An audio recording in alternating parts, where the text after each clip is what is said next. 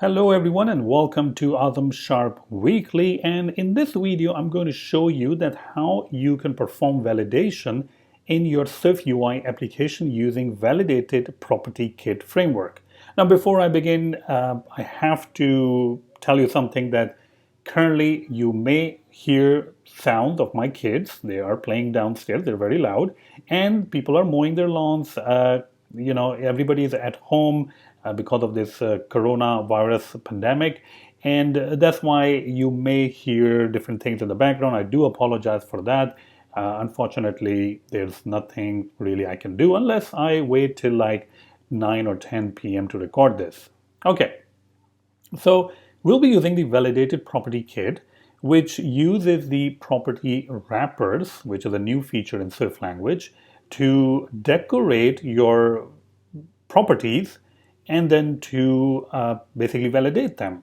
So the first thing we need to do is to check out our application. And if you go ahead and check out the application, this is what we have right now. We have a simple form, registration, which takes in the first name, last name, username, password, and there is a register button. All of these fields are managed by registration view model. If I go to the registration view model, you'll see that there's nothing much going on in there, just all of those properties are listed there, and it is marked with observable object. But if I go ahead and run the application and click on or touch on the register button trying to register, none of the validation is going to fire, well, because there is no validation to fire. So you can see I can click this button and nothing is going on, even though I haven't typed in anything in any of those fields. So we must try to validate the, we shouldn't allow first name, last name, username, and password to be empty. So this is where the Validated Property Kit comes into play. Obviously, this is just one way to do it. This is not the only way. The first thing we need to do is we need to install Validated Property Kit. So there is a URL that you can use, and this is a URL to the GitHub for Validated Property Kit, which will allow you to add that using Swift Package Manager. So let's go ahead and do that. I'm going to go ahead and copy this URL, and I'm going to jump into Xcode, go to File, go to Swift Packages, add package dependency, and now I can enter that URL, and I can say next, and I can say next, and the Validated Property Kit will be added, integrated with my application, with my SwiftUI project that I'm currently working on. Okay, so that's good, but how does that work? Well, a couple of things we need to do. I'm going to go over to my registration view model. In order for the Validated Property Kit to work, the first thing obviously you need to do is you need to import the Validated Property Kit. You have to make sure that your properties can and are nullable. So I'm just going to assign nullable to them so that they can be nullable. There we go. All of them are nullable. And now I can go ahead and decorate them with the property wrappers. And there are quite a bit of property wrappers already built in to Validated Property Kit framework. And one of them is a required. So I'm just going to say validated, and I can say over here required, which means that this particular thing is actually required. You have to provide the required property wrapper. And you can actually see, most probably I'm butchering the syntax over here. Not required, sorry, non-empty. Required is the one that we will implement ourselves. So I gave away the surprise. Okay, so I'm just going to go ahead and decorate all of them with non-empty, which I think should be name required, to be really honest with you. I mean, if you see C#, they actually call it required, I believe, over there. Anyway, there we go. This means that all of them are non-empty. Basically, if you don't enter anything over here, then it's going to be validated to be false because it has to be non-empty. But now the question is, how do you validate these things? So there are multiple ways of validation. What I'm going to do is I'm going to write a validation function. So I can go ahead and say that this is a private function. It is a call validate. It is going to return me Boolean, which is saying that if it has been validated correctly or not.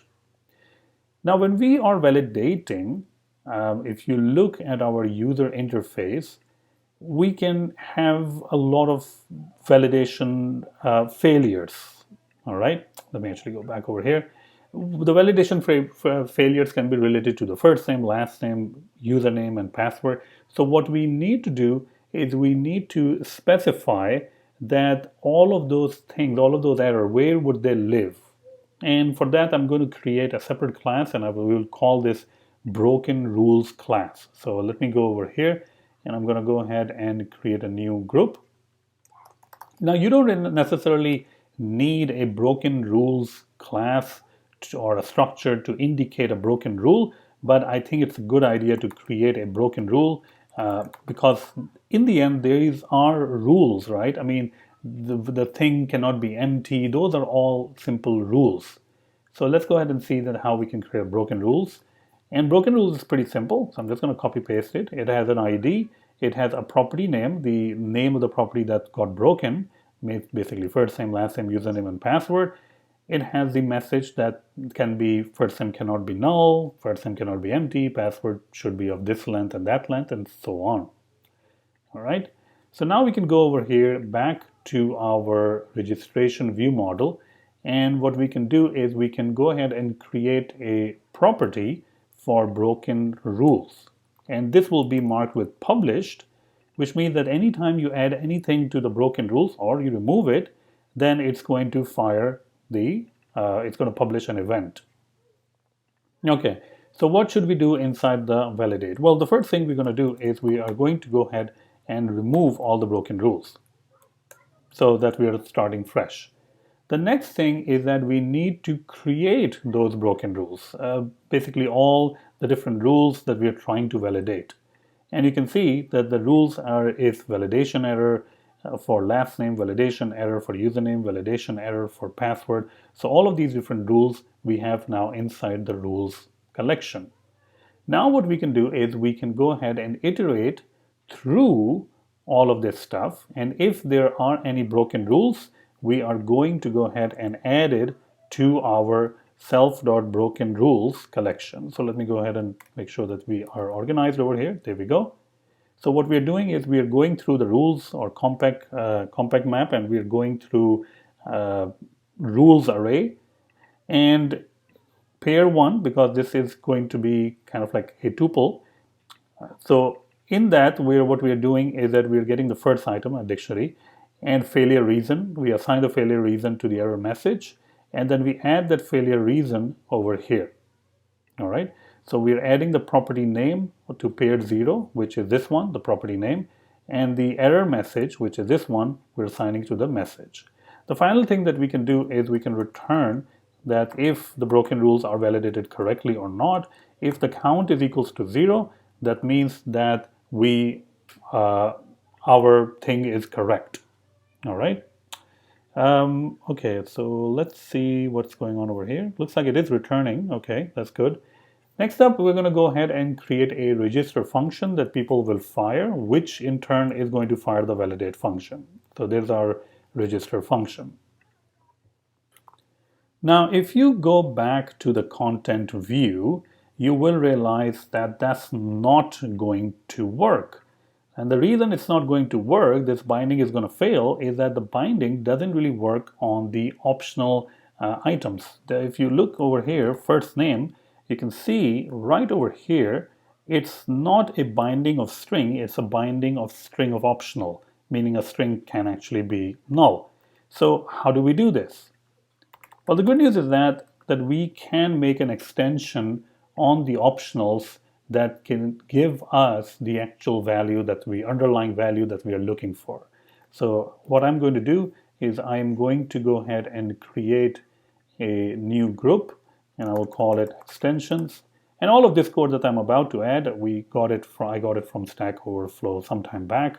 Unfortunately, I don't have the actual link, but if you search for, you may be able to come across this. Here we go, optional extensions, and there we go. All right.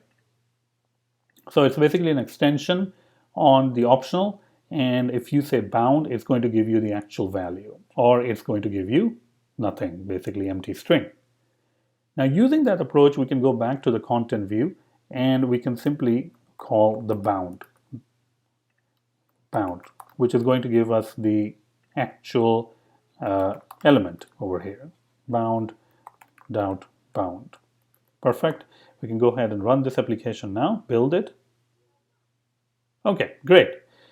Now, when we click register, you can see over here, we're not really doing anything. We're not even calling the registration function. So if we want to call that, we can say register, which is the register view model dot register. If there are any errors, basically when we call the register function, this one, it's going to fire the validate function, which is going to validate. And if there are any validation errors, meaning if you have kept your first name, last name, username, or password to be blank, meaning you didn't write in it, then those rules will be broken, and all the broken rules will be added to the broken rules array. But how do we display them? Well, it will be a good idea to create some sort of a view that will be able to display those things. So what we are going to do is we are going to go ahead and create new views or a new group, and inside that group, we are going to create a new SwiftUI view.